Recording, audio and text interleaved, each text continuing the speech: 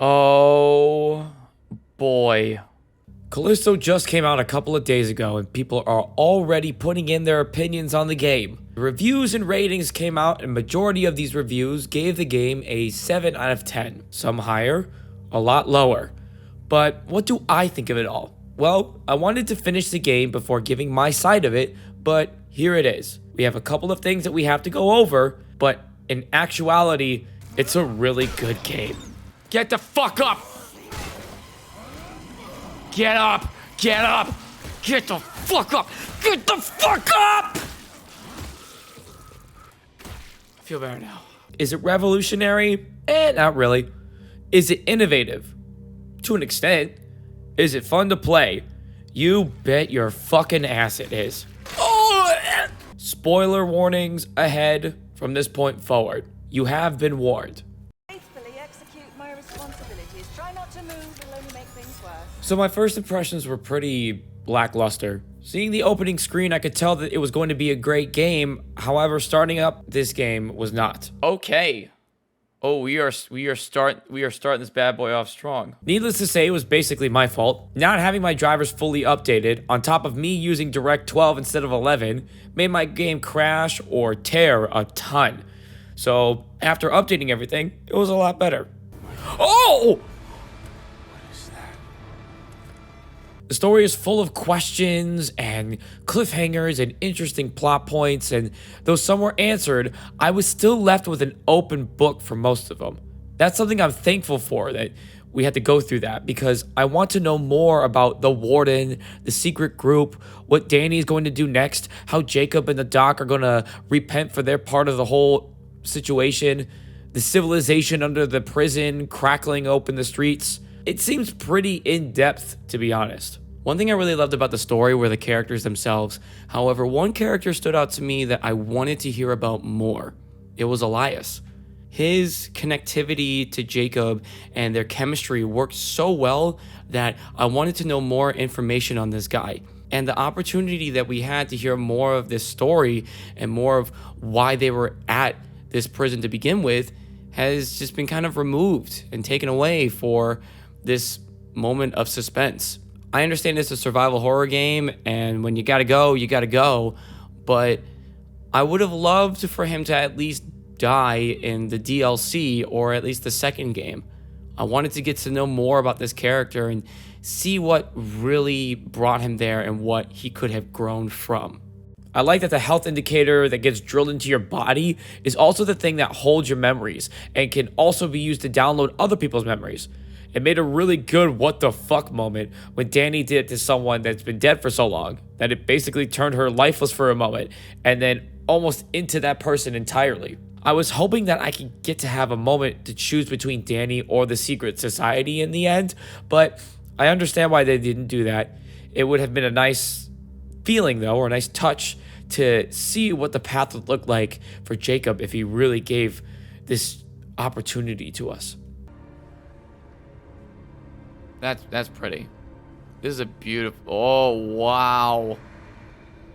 I love the visuals in this game. The graphics look stunning. The lighting is great. The character models are spectacular. The gore is amazing. And some of the unique ways the monsters arrive is also just as incredible. I feel a sense of dread walking through these areas, even if there's nothing in them. And secret areas feel really fleshed out and truly thought of.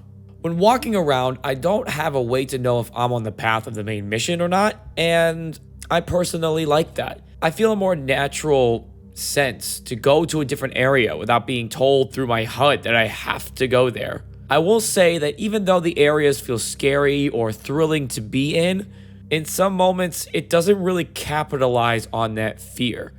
No new monsters appear, no interesting jump scare, nothing really to lock me into that fear of this specific location. I mean, there are moments where lights or even items within a certain level lags the game a bit, but these moments are minuscule. All in all, it looks good and feels good to walk through. I just wish that for their next update or their next part of the game, they really capitalize on these moments where fear can truly be locked in. That's where maximum security difficulty comes into play sometimes. But there were moments that made me laugh for sure. But because it's easy to get around.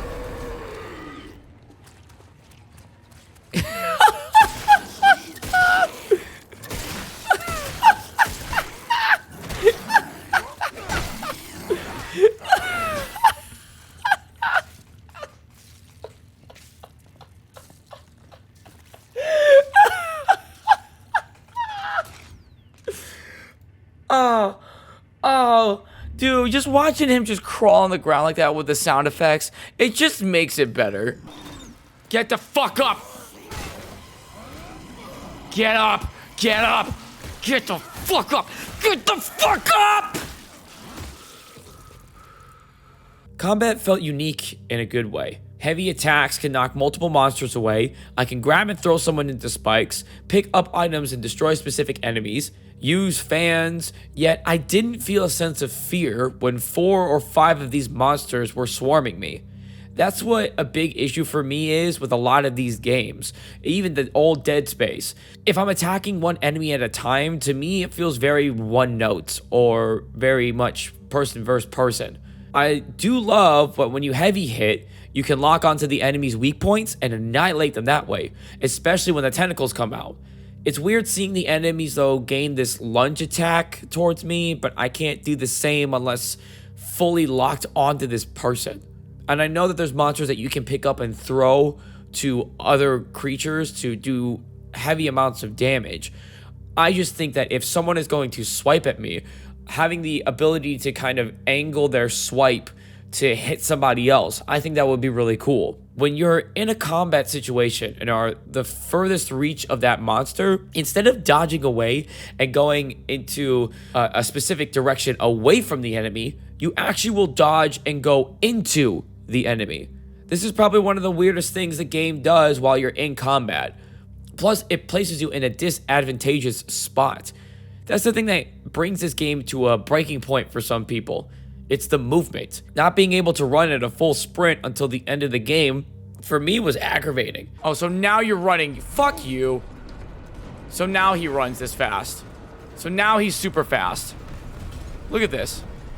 I couldn't run like this before? Why not? Why couldn't I run like this before? I think that's ridiculous. That's definitely one thing I'm putting in this video as well. Like, movement is just so awkward. And why can I run like this right now, but I couldn't run like that before? When I'm being fucking chased by two-headed monsters. I don't understand why I wouldn't be able to do that normally in this game while all the other monsters can. I don't know, it just seems kind of odd to me. In conclusion, a lot of this review is nitpicking for sure, but this game is beautiful. The cutscenes didn't mesh with the story like Dead Space 2 has done. I mean, it does it sometimes, but that's just, for me personally, I want it to happen more often. Striking Distance has a great start in their company's hold in the gaming industry, and I'm excited to see what their expansions and their roadmap will bring, but I don't think that it was as strong as I wanted it to be. I just wish that there was more to the combat or more to the exploration, maybe even more to just the movement in general. It just doesn't seem like they wanted you to run at all. They wanted you to really focus on looking around and just seeing how beautiful it is and seeing how scary it is rather than experiencing how scary it is. Now, don't get me wrong, even Dead Space has this issue, and I can see it coming from the future Dead Space with EA, that the monsters are still coming from across the hallway to attack you. I can see it from a mile away. It doesn't scare me as much. Oh! I don't know. That's just my opinion. Thank you for watching. Like and subscribe for more content. Comment down below on what else I should talk about, and I hope you have a wonderful day. And I gotta tell you, maximum security from beginning to end is fucking awful. It is brutal. It is rude. It is disrespectful. 2 rooms fucked me up, okay? Because of the lack of ammo and lack of health that I had. It was awful. You should do it if you really want to experience the horror of this game.